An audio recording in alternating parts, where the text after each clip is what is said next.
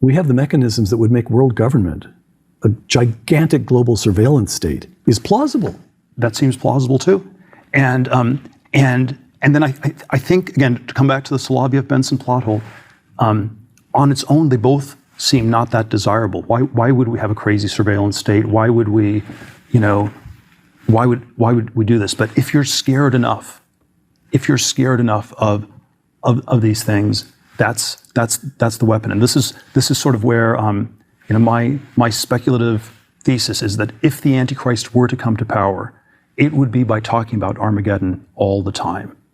And Peter Thiel, the Antichrist would talk about Armageddon all the time. He'd scare people and then offer to save them. Yes, it's the 1 Thessalonians 5:3. The slogan of the Antichrist is peace and safety. And so, which is nothing wrong with peace and safety, but you have to sort of imagine that it resonates very differently in a world where the stakes are so absolute, where the stakes are so extreme, where the alternative to peace and safety is, Armageddon and the destruction of all things. And then that's where peace and safety gets you way more than it would have in 1750. René Girard, in I Saw Satan Fall Like Lightning, one of his books, the Antichrist boasts of bringing to human beings the peace and tolerance that Christianity promised but has failed to deliver. There are probably, I think there are all these elements where it's downstream from Christianity. You can think of, the poor shall inherit the earth, Sermon on the Mount.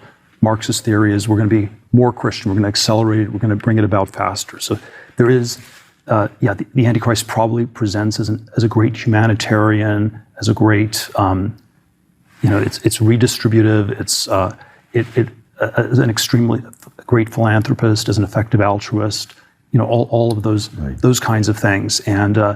And these things are not, simply anti-Christian, but it is always when they get overly combined with state power that something is very wrong. There are sort of ways Christ wants to unify the world. You have the parable of the Good Samaritan, where you should take care of people even if you're not related to them, and it's good to act like the Good Samaritan and to take care of people who are not just in your family or tribe or country. But then if you force everyone to be a Good Samaritan and you force a borderless world, it's